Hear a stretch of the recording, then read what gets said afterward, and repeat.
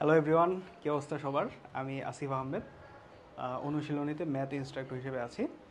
So আজকে আমরা কথা বলবো এইচএসসিতে কিভাবে তোমরা হায়ার ম্যাথ পড়বা। এটা একটা গাইডলাইন টাইপের ভিডিও বলতে পারো। সো এইটা মেইনলি এইচএসসি 25 ব্যাচ এবং 26 ব্যাচের জন্য। 26 ব্যাচ তোমাদের কিছুদিন পরই কলেজ লাইফ শুরু। খুবই ছোট একটা পিরিয়ড, কিন্তু সিলেবাস কিন্তু অনেক বড় এবং পড়াও অনেক বেশি। এবং একই সাথে যারা এখন 25 ব্যাচে আসো, কিছুদিন পরে তোমরা সেকেন্ড ইয়ারে উঠে যাবা। সো তোমাদের জন্য এটা একটা হেল্পফুল ভিডিও হইতে পারে। সো আমরা আজকে দেখব যে কিভাবে আমরা এইচএসসিতে হায়ার ম্যাথটা পড়বো, কিভাবে পড়লে আমরা হায়ার ম্যাথে একটা ভালো প্রিপারেশন নিতে পারবো এবং ভালো একটা নাম্বার ক্যারি করতে পারবো for both HSC and admission, দুইটার একসাথে প্রিপারেশনটা যাতে আমাদের হয়ে যায়। সো প্রথমেই চলে আসি যে বুক সিলেকশন, অর্থাৎ আমরা যে বইটা পড়বো, আমরা কোন বইটা আসলে পড়বো। তো হায়ার ম্যাথের জন্য বাজারে অনেক বই আছে। তো আমি তোমাদেরকে রেকমেন্ড করব তোমরা কেতাবউদ্দিন স্যারের যে বইটা আছে ওই বইটা কিনবা। এখানে পিকচার দেখা যাচ্ছে কেতাবউদ্দিন স্যারের প্রথম পত্র এবং দ্বিতীয় পত্র দুইটাই তোমরা কিনবা, এবং এর সাথে কেতাবউদ্দিন স্যারের একটা সমাধান পাওয়া যায়, সেই সমাধানটাও তোমরা কিনে ফেলবা। এটা হচ্ছে বলা যায় যে একটা স্বয়ংসম্পূর্ণ বই। এইটা তোমার এইচএসসির জন্য তো অবশ্যই কাজে লাগবে, প্লাস অ্যাডমিশন, তুমি যেখানে অ্যাডমিশন দাও না কেন, ভার্সিটি, ইঞ্জিনিয়ারিং যেখানেই হোক না কেন, তোমার এই বইটা একদম পারফেক্ট একটা বই, ঠিক আছে। এবং এইচএসসির কথা যদি আমি বলি, এই বই থেকে বোর্ড পরীক্ষায় তুমি একদম হুবহু কোশ্চেন কমন পাবা, একেবারে হুবহু কমন পাবা। এবং বলতে গেলে একদম তোমার 75 মার্কস তোমার একদম বলা যায় যে নিশ্চিত এই বই থেকে। আচ্ছা, সো এইটা হচ্ছে তোমাদের মেইন বই থাকবে, কেতাবউদ্দিনের বইটা। এছাড়া এর বাইরে তোমরা অক্ষরপত্রের যে বইটা আছে, অসীম কুমার সাহা স্যারের লেখা, সো এই বইটা তোমরা জাস্ট বইটা কিনবা, সলিউশনটা কেনার দরকার নেই। কারণ এইখান থেকে কিছু কিছু স্পেসিফিক অধ্যায়ের এক্সট্রা কিছু থিওরি তোমার লাগবে ভার্সিটি অ্যাডমিশনের জন্য, ঠিক আছে। মেইনলি বলা হয় যে কেতাবউদ্দিনের বইটা হচ্ছে ইঞ্জিনিয়ারিং ফোকাস, মানে যারা ইঞ্জিনিয়ারিং প্রিপারেশন নেবে তাদের জন্য এই বইটা তো মাস্ট। বাট আমি বলবো যে সবার জন্যই আসলে কেতাবউদ্দিনের বইটা অনেক বেশি ভালো, এবং সব কিছু এখানে আছে। এর সাথে সাথে কিছু এক্সট্রা থিওরির জন্য তুমি অক্ষরপত্রের বইটা ফলো করতে পারো। আচ্ছা, কেউ যদি ধরো অক্ষরপত্রের বই কিনে ফেলছো, তার কি নতুন করে কেতাবউদ্দিনের বই কেনার দরকার আছে কিনা?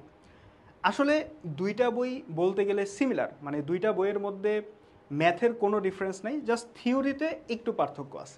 থিওরি একটা বই একটু বেশি আর একটা বই একটু কম, এরকম আর কি। বাট ম্যাথের অ্যামাউন্ট অলমোস্ট সিমিলার, একদম সেম। সো কেউ যদি অক্ষরপত্রের বইটা কিনে থাকো, তুমি অক্ষরপত্রের বইটা পড়তে পারো, কোনো সমস্যা নেই। বাট অক্ষরপত্রেরও একটা সলিউশন আছে, ওই সলিউশনটাও তুমি কিনে নিও। যারা এখনও বই কিনো নাই, তাদের জন্য সাজেশনটা হচ্ছে তোমরা কেতাবউদ্দিনের বইটা কিনে ফেলো এবং সলিউশনটা, এবং সাথে অক্ষরপত্রের বইটা রাখতে পারো। অক্ষরপত্রের বইটা তুমি চাইলে 2-1 বছর আগের এডিশন রাখতে পারো, সমস্যা নেই, ঠিক আছে। আচ্ছা, সো এটা গেল আমাদের বুক সিলেকশন। এরপরে আমাদের কি রাখতে হবে? একটা থিওরি খাতা। দেখো, আমরা যখন পড়া শুরু করব, আমরা ম্যাথগুলা কিভাবে পড়বো বা কিভাবে করব ম্যাথগুলা। সো এইচএসসির যে বইগুলো, সেখানে দেখবা যে ম্যাথ কিন্তু টাইপ ভিত্তিক থাকে। অর্থাৎ তোমার একটা টাইপের একটা থিওরি, সেই থিওরির পরে কোনো একটা ম্যাথ আছে, একটা বা দুইটা এক্সাম্পল দেওয়া আছে।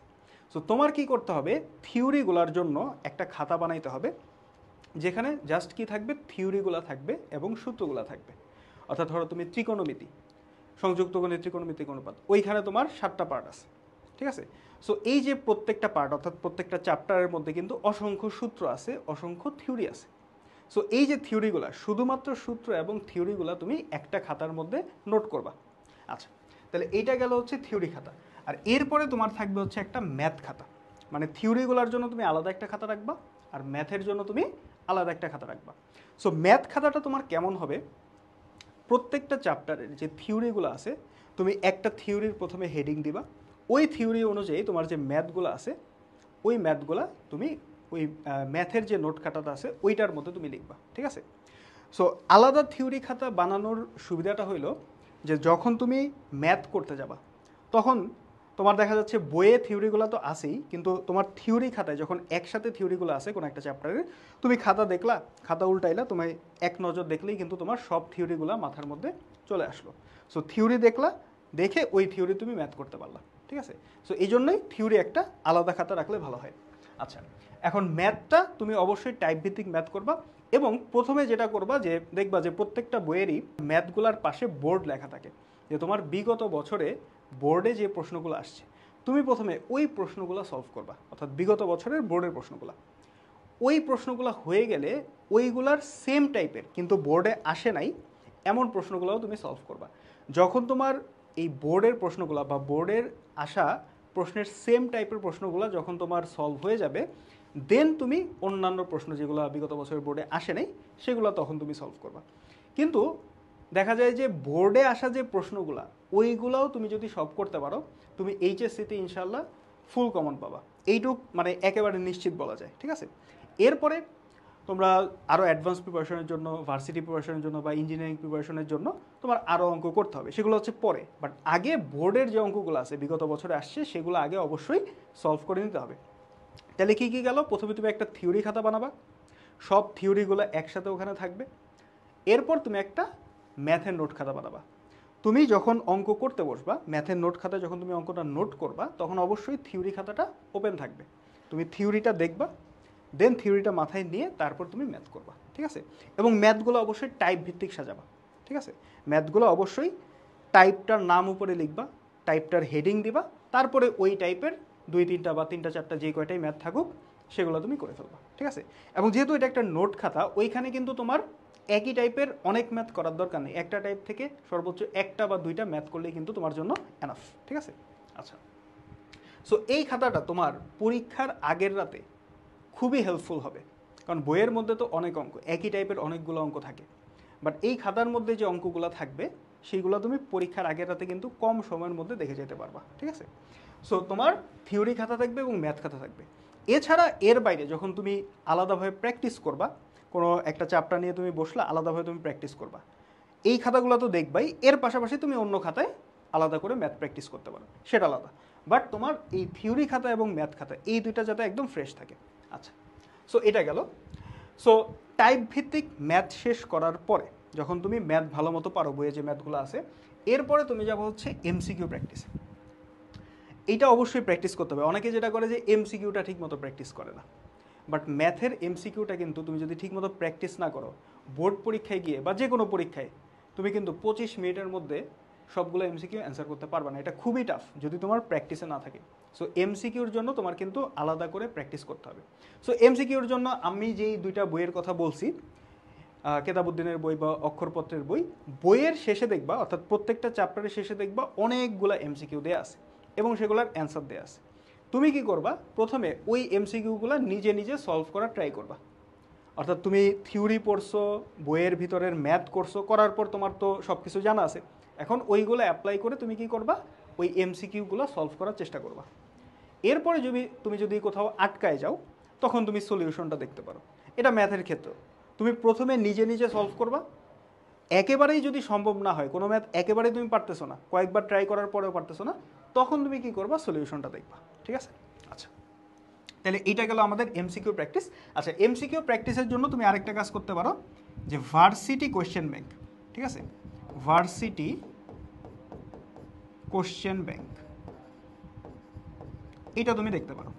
অর্থাৎ বইয়ের যে এমসিকিউগুলো আছে ওখানেই দেখা যায় যে তোমার বোর্ডে আসা প্রশ্ন, এছাড়া তোমার বিভিন্ন ভার্সিটিতে আসা প্রশ্ন, কিছু কিছু প্রশ্ন ওখানে থাকে। বাট এরপরে তুমি যদি আরও বেশি প্র্যাকটিস করতে চাও, সেক্ষেত্রে তুমি ভার্সিটি কোশ্চেন ব্যাংক প্র্যাকটিস করতে পারো। বাজারে অনেক কোশ্চেন ব্যাংক পাওয়া যায়, তবে উদ্ভাসের যে কোশ্চেন ব্যাংকটা আছে সেটা হচ্ছে বেশি নির্ভুল এবং বেশি ভালো আমার মতে। সো তুমি ভার্সিটি কোশ্চেন ব্যাংকটা এমসিকিউর জন্য রাখতে পারো। ঠিক আছে, আচ্ছা। সো এইগুলো সব যখন তোমার হয়ে যাবে, বইয়ের সব অঙ্ক গেল, সব থিওরি তুমি জানো, মোটামুটি সব অঙ্ক তুমি জানো, এমসিকিউ প্র্যাকটিস করছো, এরপরে তুমি টেস্ট পেপার একটু চোখ বুলাইতে পারো। বিগত বছরের কোনো একটা টেস্ট পেপার তুমি কিনতে পারো। সেইগুলা থেকে তুমি কি করতে পারো, যে সিকিউ প্রশ্নগুলা, কারণ বইয়ে তো দেখা যায় অঙ্ক সিকিউ আকারে থাকে না, বইয়ের লাস্টে কিছু থাকে, বাট সব থাকে না, সব বোর্ডে দেখা যায় থাকে না। মানে বোর্ডের কোয়েশ্চেনগুলো কি করে, যে তোমার সিকিউতে তো একটা সিকিউতে 3টা কোয়েশ্চেন। সো বইয়ে যেটা করে, ওই কোয়েশ্চেনগুলো আলাদা করে বের করে এনে টাইপের মধ্যে দিয়ে দেয়। ঠিক আছে, মানে সৃজনশীল আকারে পাওয়া যায় না। সো সৃজনশীল আকারে পাওয়ার জন্য তুমি কি করবা? টেস্ট পেপার তুমি একটু চোখ বোলাইতে পারো, যে তোমার বিগত বছরে কি কি প্রশ্ন আসছে। আমরা তো বইয়ের অঙ্ক করছি, এখন ওই অঙ্কগুলোই সৃজনশীল আকারে কীভাবে দিছে। সাধারণত দেখা যায় বইয়ের অঙ্ক তুমি যদি সব পারো, সৃজনশীল তোমার আলাদা তুমি যদি প্র্যাকটিস নাও করো, তোমার যদি বেসিক ভালো থাকে, তোমার যদি প্র্যাকটিস ভালো থাকে, সৃজনশীল আলাদা প্র্যাকটিস না করলেও পারা যায়। বাট তারপরেও সৃজনশীল উদ্দীপকগুলো কেমন হয়, উদ্দীপক থেকে কিভাবে আমি ম্যাথগুলো বের করে নিয়ে আসবো, ওইটার জন্য সিকিউ টেস্ট পেপার থেকে প্র্যাকটিস করলে আমার মতে ভালো। এবং টেস্ট পেপারে তুমি একই সাথে সিকিউ এবং এমসিকিউ, বিগত বছরের যত এমসিকিউ আছে, যত সিকিউ আছে, সব কিন্তু তুমি একসাথে পেয়ে যাচ্ছ। আচ্ছা, সো এইটা হচ্ছে মোটামুটি তোমার এইচএসসির হায়ার ম্যাথের প্রিপারেশন হবে। আর আরেকটা বিষয় যে বইয়ের কথা আমি যেটা বলছি, এখন অনেক কলেজে দেখা যাবে যে অন্যান্য বই সাজেস্ট করবে, দেখা যাবে এসিও আহমেদের বই সাজেস্ট করবে, অথবা রূপন্তী প্রকাশনীর বই সাজেস্ট করবে। আমি কোনো বই খারাপ বলতেছি না, সব বই ভালো। তবে যদি বলি যে বেস্ট বই, হ্যাঁ বেস্ট বই বললে আসলে এই দুইটাই বলতে হবে। এছাড়া এর বাইরে রূপন্তী প্রকাশনীর বইটা বেশ ভালো। রূপন্তী প্রকাশনীর বইটার মধ্যে একদম বলা যায় যে এই দুইটা বইয়ের সিমিলারই বলা যায়। আচ্ছা, আর এসিও আমাদের যে বইটা, ওইটা আসলে অনেক আগে থেকে চলে আসতেছে, অনেক তোমার হচ্ছে পুরাতন সিলেবাসে এই বইটা অনেক বেশি চলতো। বাট এখন দেখা গেছে যে এই বইটার মধ্যে যে থিওরিগুলা বা অঙ্কের যে পরিমাণ, সেটা এই বইগুলোর তুলনায় একটু কম। সো এই জন্য এসিও আহমেদের বইটা যদি না কিনে পারা যায় তাহলে কেনার দরকার নেই, ঠিক আছে। বাট যদি এরকম হয় যে তোমার কলেজ থেকে সাজেস্ট করছে, বাট ওই বইটা না কিনলে আসলে হচ্ছেই না, তখন তুমি ওই বইটা কিনে রেখে দিতে পারো, ঠিক আছে। বাট তুমি মূল বই হিসেবে রাখবা কেতাবউদ্দিনের বইটা এবং অক্ষরপত্রের বইটা, ঠিক আছে। আচ্ছা, সো এই গেল আমাদের হায়ার ম্যাথের প্রিপারেশন। সো এইভাবে যদি তুমি প্রথম থেকেই হায়ার ম্যাথের প্রিপারেশনটা নাও একটা অর্গানাইজড ওয়েতে, এবং যদি তুমি প্র্যাকটিস করো, শুধুমাত্র কিন্তু নোট করে রাখলেই হবে না, তোমার কিন্তু তুমি যে একটা চ্যাপ্টার পড়লা আজকে, এই চ্যাপ্টারটা কিন্তু তোমার ধরো 3 দিন পর বা 4 দিন পর অবশ্যই রিভাইজ দিতে হবে। এবং মাসে অন্তত ওই চ্যাপ্টারটা তোমার 3 থেকে 4 বার অবশ্যই রিভাইজ দিতে হবে। এটা হচ্ছে মাস্ট, কারণ রিভিশন তুমি যদি না দাও প্রপারলি, তাহলে কিন্তু পরীক্ষার হলে গিয়ে তুমি আসলে অঙ্ক করতে পারবে না। সো এটা হচ্ছে কথা। সো এই হচ্ছে বিষয়। আর আরেকটা বিষয় যে তোমরা অঙ্কগুলা যে করবা, এখন কোথা থেকে করবা, ঠিক আছে। হ্যাঁ, অনেক অনলাইন কোর্স অ্যাভেলেবেল আছে, হ্যাঁ ইউটিউবে অনেক ভিডিও আছে, সো সেগুলো তোমরা দেখতে পারো। এছাড়া তোমরা যেখানেই পড়ো না কেন, যেই কলেজে পড়বা, কলেজের টিচারদের কাছে তো অবশ্যই পড়বা, ঠিক আছে।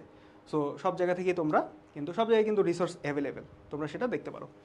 আর আমি আসিফ আহমেদ, তো আমি অনুশীলনীতে ম্যাথ ইনস্ট্রাক্টর হিসেবে আসি। তোমরা যদি আমার সাথে যুক্ত হতে চাও, আমার ফেসবুক গ্রুপ, সেটা হচ্ছে তোমার ম্যাথ হাইফ। সো এইটা তুমি সার্চ দিলেই পেয়ে যাবা। সো এই গ্রুপটা আমি এই ভিডিওর যে কমেন্ট বক্স, সেখানে আমি গ্রুপের লিঙ্কটা দিয়ে দিব। এছাড়া আমাদের অনুশীলনী এইচএসসি অ্যান্ড অ্যাডমিশন, এই গ্রুপটা তুমি অ্যাড হয়ে থাকতে পারো। এইখানে আমরা সামনে ইনশাল্লাহ 26 ব্যাচের জন্য ফ্রি ক্লাস নিয়ে আসতেছি। সো আজকে এই পর্যন্তই, সবাই ভালো থাকবা, আল্লাহ হাফেজ।